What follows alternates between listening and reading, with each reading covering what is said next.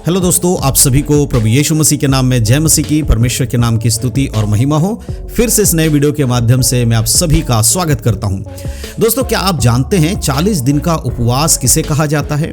अगर आप एक मसीही हैं, आप यीशु मसीह पे विश्वास करते हैं, तो शायद आपको यह बात पता होगी कि साल में एक बार बहुत सारे ऐसे क्रिश्चियन लोग हैं जो 40 दिन का उपवास रखते हैं। जी हाँ, 40 दिन, पूरे के पूरे 40 दिन कलीसिया मिलकर उपवास करती है और इन 40 दिनों में बहुत सारे और भी चीज़ों को वो करते हैं। तो ये जो 40 दिन का उपवास है, ये नॉर्मल 40 दिन वाला उपवास नहीं है कि जब आपके कलीसिया में या फिर आपको अगुवाई हो परमेश्वर की ओर से और आप 40 दिन का उपवास रख लेते हैं। मैं उसकी बात नहीं कर रहा हूँ। मैं बात कर रहा हूँ एक ऐसे 40 दिन के उपवास की जो हर साल एक बार, साल में एक ही बार आता है और बहुत सारे कलीसियाएँ, बहुत सारे जो चर्चेस हैं वो इन 40 दिन को उपवास रखते हैं। इस 40 दिन के उपवास को बहुत सारे लोग रोजे के नाम से जानते हैं कि रोजे का उपवास होता है और इसको खासकर लेंट कहा जाता है। ये लेंट का समय होता है जो कि शुरुआत होती है राख बुधवार से लेकर गुड फ्राइडे के पहले दिन तक, यानी कि गुड फ्राइडे से पहले जो बृहस्पतिवार है उस दिन तक ये उपवास 40 दिन तक चलता है और गुड फ्राइडे के दिन इस उपवास की समाप्ति होती है।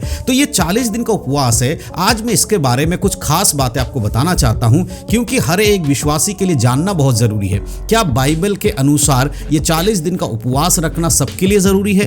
किसको ये उपवास रखना चाहिए और किसको नहीं रखना चाहिए, ये सारी बातें इसमें बताने वाला हूं। क्योंकि हमारे बहुत सारे ऐसे मसीह भाई बहन लोग हैं जिनको पता ही नहीं है कि ऐसे भी दिन आते हैं 40 दिन जब हर एक कलीसिया उपवास रखती है। तो उन्हें लगता है हमें रखना चाहिए कि नहीं रखना चाहिए। कई सारे कलीसियाओं में बताया नहीं जाता कि 40 दिन का उपवास का मतलब क्या है, तो बहुत सारे कलीसिया के लोग इसको नहीं रखते हैं।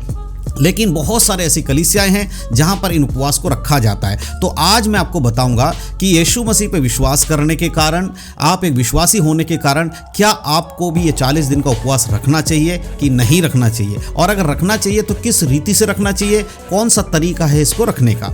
तो सबसे पहले मैं आपको एक बात बता देना चाहता हूँ। ये जो शुरुआत है, ये कलीसिया में जो 40 दिन का शुरुआत, ये जो उपवास का शुरुआत है, ये कैथोलिक के लोगों के द्वारा शुरू किया गया था। जैसे कि आप सब जानते हैं, कैथोलिक चर्च से की शुरुआत हुई। उसके बाद धीरे धीरे बहुत सारे और भी संस्थाओं ने इसको अडॉप्ट कर लिया और इसको जो नियम है फॉलो करने लगे। तो इसकी जो शुरुआत है वो कैथोलिक से हुआ है। इसीलिए जब हम बात करते हैं बाइबल की, तो बाइबल में इस तरह के कोई 40 दिन का उपवास साल में एक बार रखना है, बाइबल में कहीं पर भी ये लिखा नहीं गया है और ना ही प्रभु यीशु मसीह ने कभी इसकी आज्ञा दी है और ना ही यीशु मसीह के चेलों ने या जितने भी प्रेरित थे जिन्होंने बाइबल लिखने में अपना योगदान दिया, उनमें से किसी ने भी बाइबल में सीधे तौर पर यह नहीं कहा है कि हर एक विश्वासी को साल में एक बार 40 दिन का उपवास रखना अनिवार्य है। तो फिर लोग इसको रखते क्यों हैं? जब हमने इसके बारे में लोगों से पूछा या हमने इसके बारे में रिसर्च किया तो हमें यह पता चला कि ये 40 दिन का उपवास इसलिए रखते हैं कि वो अपने आप को यीशु मसीह के उस दर्द को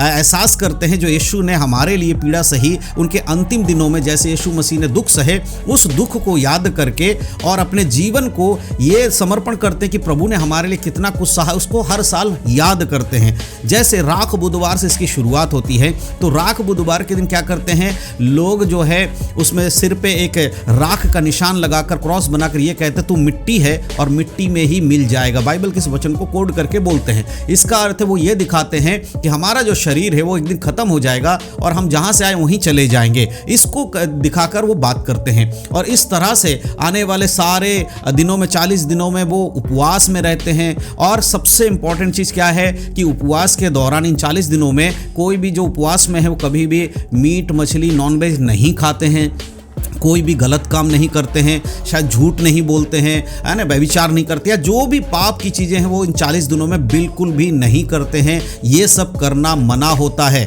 इस तरह की बातें हम इसके बारे में जान पाए हैं। तो अब मैं एक चीज़ बताना चाहता हूँ। देखिए, क्या बाइबल हमें कहती है कि सिर्फ 40 दिन ही हमें साफ सुथरा रहना चाहिए, पवित्र रहना चाहिए? तो बाकी 325 दिन जो हैं उन दिनों में आप क्या करते हैं?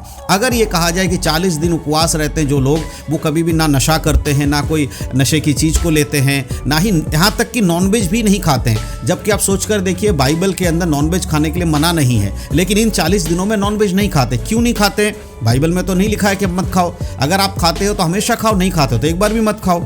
ठीक है, सबके लिए स्वतंत्र है। और जो नशे की चीज़ नहीं करते तो भाई बाकी दिनों करते होंगे।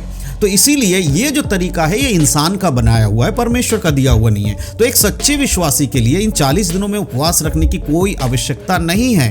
अगर आप ये कहते हैं कि भाई मैं 40 दिन तक अगर उपवास रहूँगा तो मैं पाप से दूर रहूँगा, मैं नशे से दूर रहूँगा, मैं बुराई से दूर रहूँगा, मैं गलत चीज़ों से दूर रहूँगा, तो फिर मैं ये सवाल पूछना चाहता हूँ कि केवल इन्हीं 40 दिनों में ही आप इन चीज़ों से दूर क्यों रहते हैं? बाकी 325 दिन आप क्यों नहीं रहते? क्या आपका जीवन दो तरह का जीवन है कि 40 दिन आप पवित्र रहते हैं और बाकी साल के जितने दिन बाकी हैं उन दिनों में आप पाप में जीवन जीते हैं, उन दिनों में आप गलत काम कर रहे हैं, नशा कर रहे हैं? इसका अर्थ तो यही हुआ।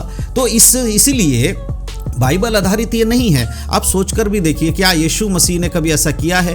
तो बहुत सारे लोग ये उदाहरण देते, नहीं देखो बाइबल से हमने इस चीज़ को लिया है, मूसा ने 40 दिन का उपवास रखा, प्रभु यीशु मसीह ने भी 40 दिन का उपवास रखा, इसीलिए हम भी रखते हैं। बिल्कुल सच है, बाइबल में मूसा को भी 40 दिन का उपवास हम रखते हुए देखते हैं, प्रभु यीशु मसीह को भी 40 दिन का उपवास हम रखते हुए देखते हैं। लेकिन मैं ये जानना चाहता हूँ और ये समझना चाहता हूँ, क्या वो उपवास उन्होंने अपनी मर्जी से या अपने रीति रिवाज के हिसाब से किया था? नहीं मेरे प्रियो। वहाँ पर जब हम घटना को देखते हैं तो मूसा को भी परमेश्वर की ओर से अगुवाई हुई थी सीने पर्वत पर जाने के लिए। परमेश्वर उनको बुलाया था और 40 दिन 40 रात परमेश्वर के साथ सीने पर्वत पर उन्होंने बिताया प्रभु की अगुवाई में। जब हम यीशु मसीह की बात करते हैं तो जब यीशु मसीह ने बपतिस्मा लिया तो बाइबल में लिखा है कि आत्मा की प्रेरणा से वो जंगल में गया, 40 दिन और 40 रात वो निराहार रहा और उपवास में रहा, तो परमेश्वर की अगुवाई में रहे। तो उसका इससे कोई लेना देना नहीं है। आप भले ही बोले कि ये उसके द्वारा इसके द्वारा, नहीं, बाइबल में ऐसा कोई घटना नहीं है। आज जो लोग करते हैं वो संसारिक रीति रिवाज में आता है, जैसे बाकी सारे अन्य जाति के लोग करते हैं उसी प्रकार से ये भी हो गया है। और समय के साथ साथ जब से ये शुरू हुआ है तब से कई सौ साल तक ऐसे होते होते अब ये एक तरीके से त्योहार बन गया है क्रिश्चियन लोगों के लिए। सबके लिए नहीं, लेकिन बहुत सारे क्रिश्चियन लोगों के लिए एक त्योहार बन चुका है और उसी को वो फॉलो कर रहे हैं। इसमें चाहे गुड फ्राइडे हो, पाम संडे हो, या राख बुधवार हो, या ईस्टर हो, ये सब कुछ बाइबल आधारित करने के लिए नहीं कहा गया है। देखिए, यीशु मसीह का मृत्यु हुआ है जिसे ईस्टर गुड फ्राइडे के रूप में हम देखते हैं, ये सत्य है। लेकिन क्या बाइबल कहती है कि हर साल गुड फ्राइडे मनाओ क्योंकि यीशु मरा था? नहीं। ईस्टर के दिन यीशु मसीह जी उठा था तो लोग कहते हैं कि हर साल ईस्टर मनाओ क्योंकि यीशु जी उठा है। इसका मनाने से कोई लेना देना नहीं। जिस दिन एक पापी मन फिराता है, जिस दिन एक पापी अपने मन को फिराकर पश्चाताप करता, अपने पाप से मन फिराकर पश्चाताप करता है और यीशु मसीह को उद्धारकर्ता के रूप में ग्रहण करता है, वो ही उसके लिए क्या कहते हैं, यीशु का जन्म उसके जीवन में होता है। यीशु का जन्म उसके जीवन में हुआ तो उसके लिए ईस्टर तो वही है। हर दिन हमारे लिए गुड फ्राइडे है जब हम किसी एक व्यक्ति को यीशु मसीह के बारे में बताते हैं। तो इस हिसाब से ये जो 40 दिन हैं, इन 40 दिनों का बाइबल से कोई लेना देना नहीं है। ये पूरी तरह से एक मनुष्य और इंसान की सोच पर निर्भर है। जिसको अच्छा लगा उसने अपने रीति से कुछ चीज़ों को बना दिया है, बाइबल की कुछ चीज़ों को उसमें ऐड करके, कुछ इधर की बातों को तो उधर की बातों को ऐड करके इस तरह से बना दिया है।